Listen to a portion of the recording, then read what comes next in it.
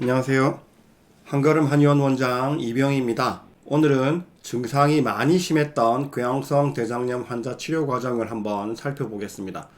2023년 9월에 한걸음 한의원으로 내원하신 분입니다. 나이 70대 남자분입니다. 궤양성 대장염은 보통 20, 30대 젊은 층에서 잘 발생하는데요.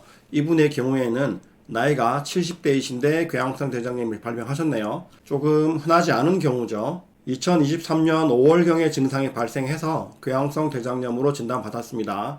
양약을 아자치오프린, 소론도, 조피린 장용정, 넥시움정, 폴산정 등을 복용 중입니다. 아자프린은 성분이 아자치오프린이고 면역 억제제이죠. 면역력을 억제하는 약. 소론도는 성분이 프레드니솔론이고 강한 스테로이드입니다. 조피린 장용정은 비스테로이드성 소염제이고 넥시움은 위산 분비 억제제입니다. 양약 복용을 많이 하면은 속이 상해서 속이 쓰리게 되는 경우가 많으니까 끼워주는 거죠. 폴산정은 엽산제, 비타민 B 제제죠. 궤양성 대장염에 관련된 약들만 이렇고 연세가 있으시다 보니까 고혈압약, 고지혈증약, 혈액순환제 등등도 드시고 계시다고 하네요. 진짜 먹는 약만 한 움큼이겠네요. 어쨌든 다른 약은 제가 신경 쓸 것이 아니고 2023년 5월에 증상이 시작되어서 스테로이드와 면역억제제, 소염제 등을 계속 복용 중인데도 증상이 개선되지 않고 있습니다.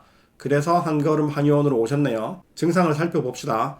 대변 횟수가 하루에 6회에서 7회 정도다. 좀 많네요. 당연히 무름변을 보고 혈변, 제맥변이 있다. 잔변감이 있으면서 급박변도 있다. 성인용 기저귀를 하고 오셨더라고요. 이게 궤양성 대장염이 좀 심해지면은 갑자기 배가 아프고 화장실 신호가 오면 여기서 화장실까지 가는 그 1, 2분을 못 참는 경우가 많습니다. 화장실 가는 1, 2분 사이에 대변을 지리게 되죠. 이게 진짜 난감해서 집 밖에도 잘 안 나다니게 되고 혹시라도 나가야 될 일이 있으면 이렇게 성인용 기저귀를 하고 나가야 되죠. 진짜 좀 그렇죠, 마음이. 그리고 마른 방귀를 못 낀다. 가스가 나올 때는 화장실을 가야 된다. 이게 무슨 말이냐면 궤양성 대장염 환자들은 바로 이해하실 텐데 우리가 방귀를 뀌고 싶을 때가 있잖아요. 그러면 이렇게 옆으로 이렇게 해가지고 살짝 방귀를 낄 수가 있잖아요. 그런데 궤양성 대장염 환자들은 방귀를 뀌려고 항문을 살짝 여는 순간 분비물과 혈변, 점액 등이 가스와 함께 팍 튀기 때문에 방귀를 살짝 낄 수가 없어요. 가스 나올 때마다 화장실에 가서 처리해야 됩니다. 이것도 엄청 귀찮은 일이 되죠. 그리고 다른 증상들을 살펴보면 식욕은 보통이고 식사량 1인분 정도 드신답니다. 소화도 문제 없다고 하네요. 보통 궤양성 대장염 환자분들의 가장 흔한 유형이 소화장애를 동반한 유형이라고 말씀드렸었죠. 가장 흔한 유형이 식욕이 떨어지고 소화가 잘 안 되는 증상을 동반하면서 복통, 설사, 혈변이 있는 경우가 제일 많거든요. 그런데 이분의 경우에는 소화는 아무 문제가 없다고 하죠. 식사도 1인분을 잘 하시고 이렇게 다른 겁니다. 소화가 잘 되는 궤양성 대장염 환자와 소화가 잘 안 되는 궤양성 대장염 환자를 똑같이 치료하면 되겠습니까? 안 되겠습니까? 안 되죠. 그래서 소화가 안 되는 환자에게 쓰는 약은 이분에게는 써도 효과가 없고 소화는 문제가 없는데 복통, 설사, 혈변이 있는 상황에 쓰는 약을 처방을 해야 되는 거죠. 이렇게 디테일이 다릅니다. 가끔 오후에 다리가 약간 붓는다. 이거는 뭐 큰 문제가 아니고 소변은 하루에 5, 6회 정상이죠. 비염 기운은 없다. 특별히 배가 차갑다거나 그런 거 없다. 자, 비염, 부종, 소화, 복냉 이런 증상들이 없죠. 그러면서 잔변감이 있네요. 이건 대장 기능 저하형과 구별을 해줘야 되는 증상인데요. 그리고 좌측 하퇴, 담경상의 저린 느낌, 발이 시리다. 이런 건 신경 증상이니까 침 치료를 같이 해줘야 되겠네요. 그리고 대변 칼프로텍틴 검사를 해봤더니 칼프로텍틴 수치가 무려 12,361점이 나옵니다. 보통 혈변이 좀 있다, 설사를 좀 한다. 이런 궤양성 대장염 환자들의 경우에 칼프로텍틴 수치가 1000점에서 3000점 정도 나오거든요. 1500점, 2000점 이렇게. 그런데 이분은 무려 12000점이 넘게 나왔어요. 엄청 넘게 나왔죠. 그리고 대변에서 출혈량도 많아서 측정치가 초과, 1200점 초과로 나왔네요. 스테로이드 면역억제제를 4개월 이상 썼는데도 증상이 좋아지지 않고 반응이 없습니다. 증상이 많이 심하네요. 바로 한약으로 치료를 시작합니다. 보통의 경우에는 한약을 하루에 2첩, 한 첩으로 한 팩을 달이니까 하루에 아침, 저녁으로 한 번씩 2번 복용을 하는데요. 이분의 경우에는 증상이 심하고 그리고 환자분이 좀 빨리 호전되는 것을 원하셨어요. 당연하겠죠. 다 큰 어른이 외출할 때마다 기저귀를 하고 나가야 되니까 얼마나 불편했겠어요? 그래서 특수하게 하루에 3첩, 한약을 하루에 3봉으로 늘려서 복용을 했습니다. 제가 2007년부터 궤양성 대장염 크론병을 치료했다고 말씀드렸었는데 초반에는 한약을 하루에 5첩, 그러니까 5봉 복용시켰습니다.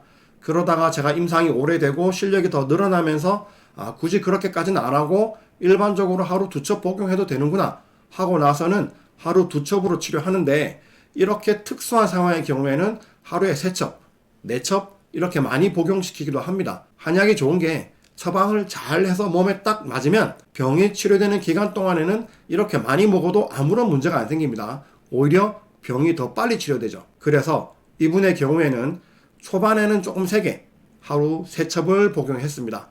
치료하고 한 달이 지나서 10월이 되니까 대변 횟수가 4회에서 5회로 줄어듭니다. 잔변감이 거의 없어졌다고 하네요. 혈변, 점액변이 이전에는 항상 있었는데 치료 한 달 만에 가끔 보이는 정도로 호전됩니다. 급박변도 많이 좋아져서 좀 참을 수 있게 되었다고 하네요. 병원에서 스테로이드를 일주일에 하나씩 줄여주기 시작했습니다. 2달이 지나서 11월 초가 되니까 대변 횟수가 하루에 2-3번, 정상변, 일주일째 혈변이 안 보인다. 2달 만에 엄청 많이 좋아졌죠. 제가 보통 치료하고 3개월 만에 50% 정도 좋아지는 것을 목표로 하는데요. 이분의 경우에는 2달 만에 거의 7-80% 이상 좋아졌죠. 그러다가 3달째인 12월에 보니 대변은 여전히 2-3번, 스테로이드는 끊었고 아주 가끔 혈변이 보일 때가 있답니다. 11월까지는 쭉쭉쭉 좋아졌는데 12월에는 좀 좋아지는 느낌이 덜 하네요. 이럴 때가 있죠. 치료를 하다 보면 계속 좋아지다가 어느 순간부터 약간 정체기가 오는 느낌. 1-2달 정도 지켜보다가 진짜 정체기가 맞으면 이때가 바로 처방을 바꿔줘야 되는 포인트가 되는 겁니다. 가끔 보면 저한테 겨우 1달 이렇게 치료하고 나서 좋아지는 것도 없고 한약 주고 좀 지켜보자 이렇게만 이야기한다고 불만이시는 분들이 가끔 있는데, 이게 그렇습니다.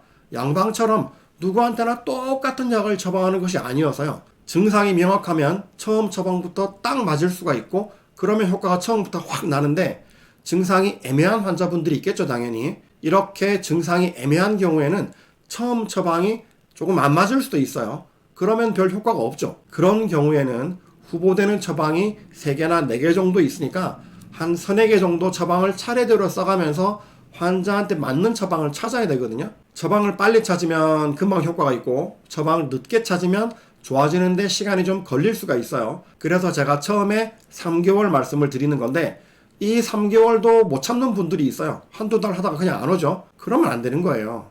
저도 어쩔 수가 없고요. 이분의 경우에도 처음에는 효과가 아주 좋았는데 어느 순간부터 효과가 좀 없어. 그냥 비슷비슷해. 이때 다음 처방을 잘 찾아서 넘어가줘야 되는데 중간에 좀 효과 없는 것 같다고 치료를 안 해버리면 결국 안 되겠죠. 그래서 이분의 경우에 2024년 1월부터는 처방을 바꾸어서 치료를 하기 시작합니다.